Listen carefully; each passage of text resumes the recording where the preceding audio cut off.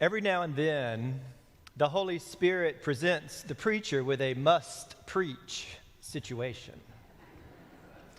Today is one of those days. For this particular preacher, a must-preach situation. The story of Philemon and Onesimus, as told by St. Paul, our patron saint. Why is this a must-preach situation? Well, based on who we are, based on our history and our story, based on what we are committed to, based on where we are located within blocks of the largest domestic slave trade market on the East Coast, based on the voice that we hope to have in this ongoing conversation about race and justice, we must reckon with this letter. It is woven into our story. It's a letter in which Paul is negotiating the fate of an enslaved person with his enslaver. We can't help but ask, what's Paul doing about it? Is he condoning slavery here? Well, the early American Christian enslavers certainly believed that he was, citing this letter to Philemon as justification for owning other human beings. So it may not work, this sermon. We may all come away with more questions than answers. We may all come away still unsure of what Paul thinks about the slave culture of which he is a part. And you may, in fact, come to me and say, sorry, doesn't cut it. I don't buy it. Not letting Paul off the hook. And that's okay. But I have to believe that there is something to learn from this letter, that change is happening, that good news is taking shape, and that there is something redemptive for us, for Paul, and for the church. So the Holy Spirit also said that this sermon could be a little bit longer today. Do bear with me. Ready or not, Holy Spirit, here comes St. Paul's, Richmond, Virginia. A few first things. Ancient Greco-Roman society was indeed a slave culture, dominated by the rich and the powerful. It was the equivalent of our wild, wild west. But the enslavement system of that day was not racially driven as it was here in our neighborhood. According to scholar Sarah Rudin, from whom I draw most of my scholarship on this subject, there was no necessary racial element to Roman slavery. The drivers were mainly military and economic. War captives were sold as slaves. People were sold into slavery when they could not pay their debts. The ancients were indeed racists, writes Rudin in a recent email exchange. Romans, for example, despised Greeks, Asians, Egyptians, Jews. Well, she says, pretty much everyone but themselves. But the Romans didn't interpret the world on the basis of biological race. That's a modern madness, she says. No doubt slavery was cruel. It preyed upon the poor and the weak, but it looked different than the evils of American slavery. So another first thing. It's very hard, almost impossible, to hear this text in the same way that Paul's hearers would have heard it. As one novelist writes, the past is a foreign country. They do things differently there. So with this in mind, it may be hard to hear how Paul, in most cases, is acting as a change agent. One of my parishioners used to say, I have no problem with God. I have no problem with Jesus. I have some problems with Paul. True. Paul's grumpiness can be off-putting, and his stance on various social topics does come across as very imbalanced, to say the least. But Paul's grumpiness is really rather better cast as anger. Paul is angry because he sees firsthand all of God's children not being treated fairly. His is an expression of outright rage at the institutionalized violence of the Greco-Roman world, a world in which young children are sexually exploited and abused, wives and husbands have different rules for their marriages, and prostitutes are mistreated. Paul knows the playing field is different for those who sit in thrones and for those who serve them. Paul has his eye especially on the vulnerable. So what he's really asking is, why is there so much imbalance when we are all God's creatures? So now finally, we turn to the letter at hand, the letter to Philemon. And I have to pause here and say, how many of you have ever read a book of the Bible from beginning to end? Now you can all raise your hands because you heard the whole thing today. That's it. Everybody raise your hands. You've just read an entire book of the Bible. Good for you. So, at this point, Paul is an old man. He is in prison. And we don't know how, but a runaway slave named Onesimus has come to the assistance of Paul. Perhaps writing letters for him or serving as a messenger, we don't know. Paul writes this letter to Philemon, the one who owns Onesimus.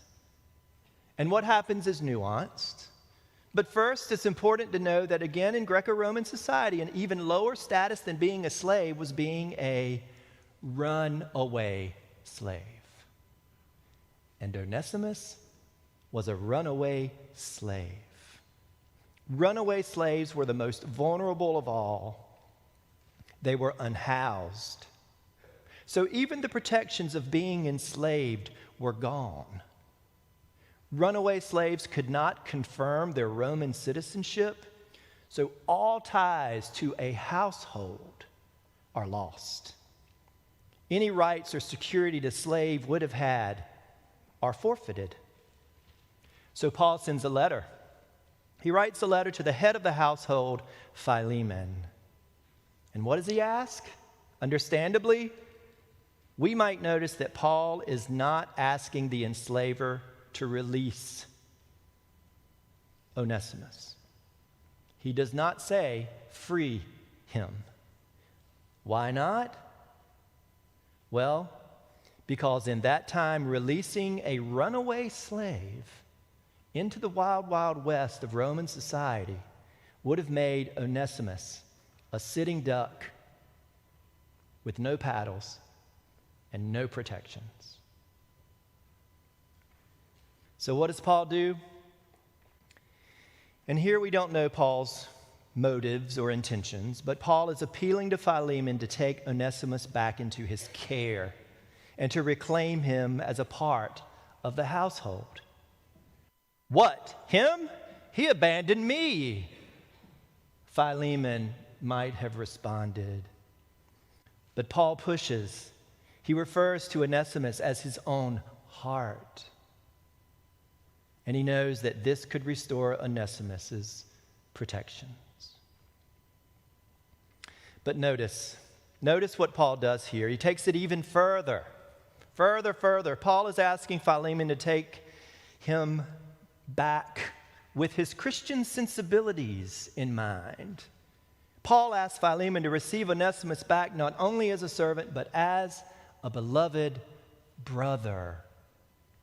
And this, my friends, would have made Philemon and Onesimus equals. Equals. Equals. And this would be counter to every cultural and social boundary. St. Paul's. The theme of our program year is all find a welcome. It comes from the hymn that we just sang. This is the Lord's house, home of all God's people, school for the faithful, refuge for the sinner, rest for the pilgrim, haven for the weary. Who's weary out there? All find a welcome. Now, I'm not sure if Paul was a singer or knew how to play the pipe organ, but the words of this hymn might have found their way into Paul's heart, even as they will find their way into our heart over the course of the next several weeks as we keep singing it. For Paul, as grumpy and as blustery as he was, at least as we hear it today in this sweet, sweet love letter, Paul did care that the church was those things: a school, a haven, a sanctuary, a place where people found rest and security. And it strikes me today that as we regather, as we come from our various vacations and places that we visited, as we regather today as a church, that Paul's appeal, first and foremost, hundreds of years ago, was to the church. Notice at the beginning, he's writing to the church that gathers in Philemon's house. So Paul is reaching out to the church. And why did Paul turn to the church on behalf of Onesimus? Because of all the places that Paul could imagine, of all the places that Paul could imagine the rules of the day being adjusted, of all the places that Paul could imagine might be forgiving, of all the places that Paul could imagine a wild and gracious welcome, where one person could transform the all, of all the places, it was church. Church. He had helped create this small house church that was settled in the midst of so much careless regard for other human beings. And he was imploring this small church to do and be something different. Isn't it amazing to think of how those small churches grew into the large churches that we have today? Brass and wood and steeples and pews and bells. And some of them even have elevators. Can you imagine? Now, I'm not sure if Paul knew how to sing or play the pipe organ or if he knew anything about elevators. But if he ever entered St. Paul's elevator, you may have noticed, I think he would smile, because he would see our commitments, the things that matter to this church, the church that he gave birth to, the things that we stand for, because as you enter this church, you literally enter through those commitments. The commitment to racial justice, to progressive Christian thinking, to transformative and relevant worship, to being a spiritual center, and to embracing and caring for all, including the weak, overlooked, and forgotten. So as Paul pushes first floor on that elevator, he might have thought of Onesimus. So, Holy Spirit, there you have it. And I'm not sure if this is helpful. And my goal is certainly not to paint some rosy picture of Paul. He was a complicated person, not always easy to understand. But I think it's important that we know a little more about this man that we call a saint, who, despite how complicated and confusing it was, long ago began to bend that arc toward justice. And in his time, he may not have been able to bend it all the way there, but he certainly made a good go of it. And the good news, the news that we were struggling with at the beginning, is that this St. Paul's continues that long, complicated, hard work today. We push toward love and inclusivity and justice.